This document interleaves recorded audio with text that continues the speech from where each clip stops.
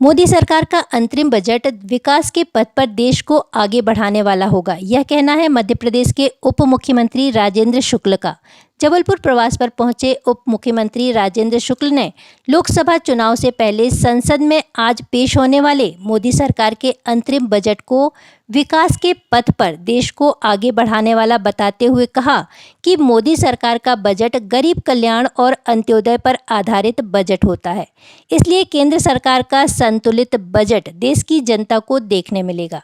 इसके साथ ही झारखंड के पूर्व मुख्यमंत्री हेमंत सोरेन की गिरफ्तारी पर उप मुख्यमंत्री राजेंद्र शुक्ल ने कहा कि देश में जब से मोदी सरकार आई है तब से भ्रष्टाचार पर लगाम लगाने का काम हुआ है। चाहे ईडी हो या सीबीआई, इन एजेंसियों का काम है कि जहां कहीं भी भ्रष्टाचार हो उसकी जांच करना और उस पर कार्रवाई करना, क्योंकि देश का कोई भी नागरिक नहीं चाहता है कि संवैधानिक पद पर बैठा व्यक्ति भ्रष्टाचार करता रहे और ईडी और सीबीआई जैसी एजेंसियां मूक दर्शक बनकर देखती रहें।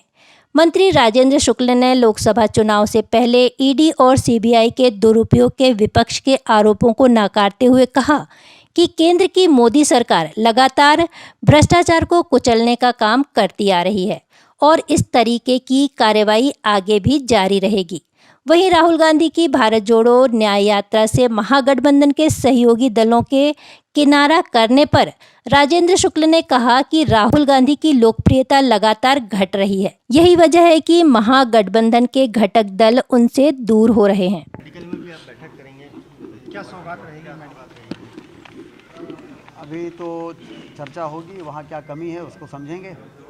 और जो एक कैंसर यूनिट मैंने अभी अखबार में पढ़ा है, उसकी जो लेनक मशीन नहीं आई है, वो मशीन जल्दी से जल्दी आ जाए, उसके लिए हम निर्देश करेंगे। सर, कहा जा रहा है कि कैंसर हॉस्पिटल का जो वार्ड है वहाँ पर प्राइवेट लैब बनाई जा रही है, उसको कहीं और शिफ्ट करने के लिए भी लगातार मांग। अब वो आज सब चर्चा करेंगे तो सारी बातें समझ में आएंगी। मोदी जी के नेतृत्व में हम लोगों ने देखा है कि बजट बहुत ही संतुलित होता है, विकास को गति देने वाला होता है, गरीबों के कल्याण का होता है, अधोसंरचना को मजबूती देने वाला होता है।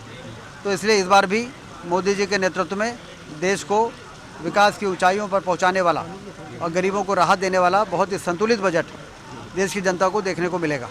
सर, दूसरा ईडी लगातार कार्रवाई कर रही है। कल झारखंड की जो सीएम थे हेमंत सोरेन, उनको अरेस्ट किया है। ईडी पे संबंध भेजे हैं, तो ईडी हो या सीबीआई हो, उनका काम है यदि कहीं भ्रष्टाचार हुआ है तो उसको देखना, कार्रवाई करना।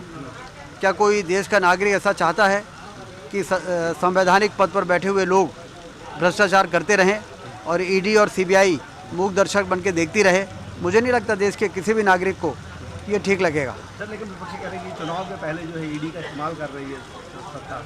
नहीं, वो तो सिर्फ चुनाव के पहले नहीं, पिछले कई वर्षों में जब से मोदी जी प्रधानमंत्री बने हैं, भ्रष्टाचार को कुचलने के लिए लगातार कार्रवाइयाँ हो रही हैं और जो लोग राजनीति को धन कमाने का माध्यम समझते हैं उनके हौसले पस्त हो रहे हैं। सर, जो महागठबंधन बनाया है विपक्ष ने, राहुल जहाँ जहाँ जा रहे हैं वहाँ से जो उनके सहयोगी दल हैं वो दूर होते जा रहे हैं, वजह क्या लगती है?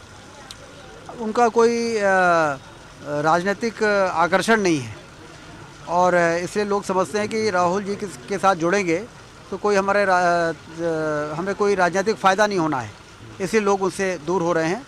और मोदी जी चूँकि एक वर्ल्ड लीडर के रूप में डेवलप हो गए हैं अपने कार्यशैली से, अपनी ईमानदारी से, अपने समर्पण से, तो इसलिए मोदी जी की तरफ लोग जुड़ रहे हैं।